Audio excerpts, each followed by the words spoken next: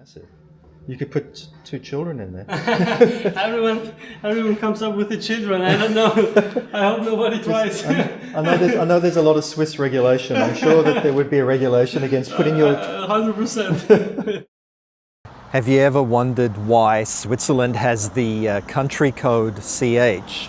Well, it stands for Confederation Helvetica, a country named after a font. But actually it's the other way around. The font was designed here in Switzerland in the 50s, so I guess that's how it got its name. Switzerland, very expensive. It lives up to the reputation. We have found, just sort of getting around pretty expensive. The cost of charging is about 70 to 80 Swiss centimes, I guess, which is over $1 per kilowatt hour.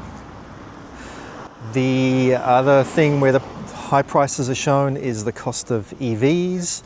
So a used EV, like a Skoda Enyaq, with about 41,000 kilometers on the clock, would go for about $75,000 in Australia. That's for a Sportline 80, which I guess must mean it has 80 kilowatt hours. So in terms of incentives for buying or owning an EV, there doesn't seem to be any major incentives at the moment. There's a federal system here of cantons, so there's nothing out of the federal system that's offering any incentives. Some of the cantons do offer at least free annual registration, so that's good. Being a small country, we have had no problems charging here in Switzerland. Pretty much any rest area that you pull up to on the motorway has fast DC charging. I mean, in fact, we pulled up to a rest area. So I guess in Australia these would be kind of like rest areas which would have just had a toilet and maybe some picnic benches. But in Switzerland, many of them now have been converted to EV chargers. So there was this Fastned one here, which had 300 watt chargers. So we charged, and lo and behold, about 10 minutes later, this Volvo truck pulled up, and he started charging as well, just using CCS2 adapter.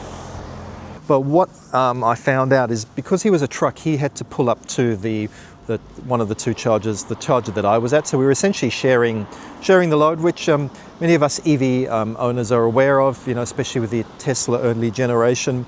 If somebody else pulled up, it was often next to you, often you would be sharing the load with them. And that's true here, even with these Fastned ones. My lowly Kia Soul only draws at about 70 kilowatt max.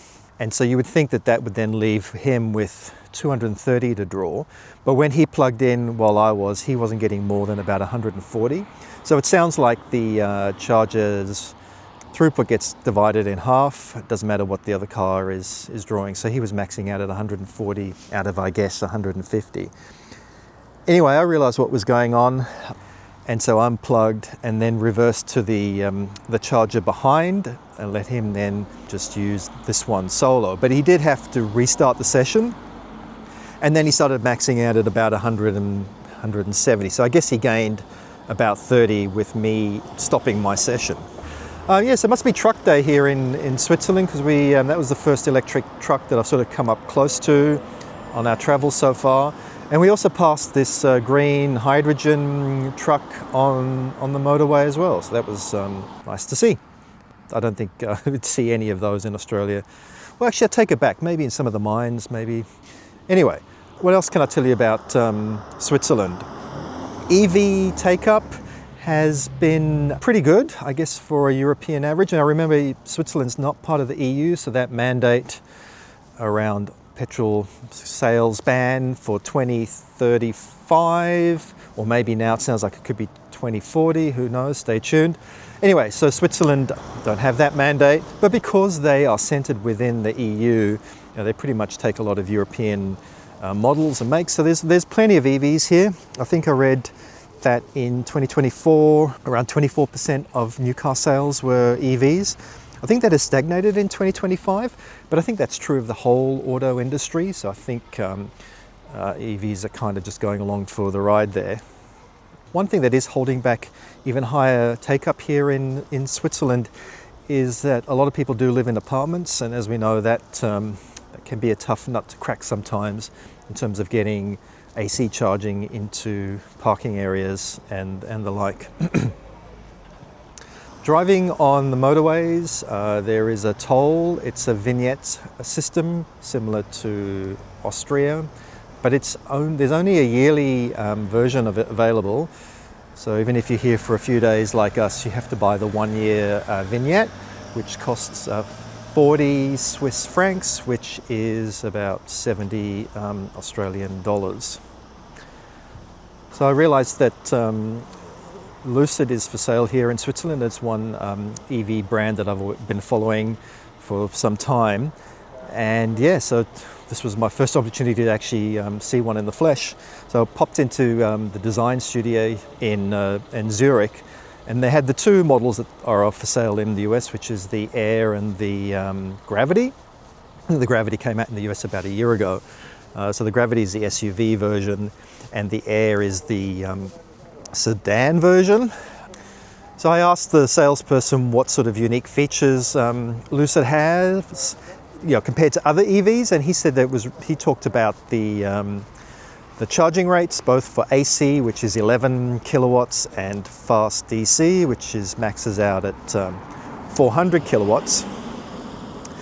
The other feature he talked about was its efficiency, and which kind of then leads to its long range. So they are well known for having a good range. A couple of the surprising points that I saw in the car was how big the frunk was. There was enough space in there to put at least 2 small kids in there, easy, and still close the bonnet.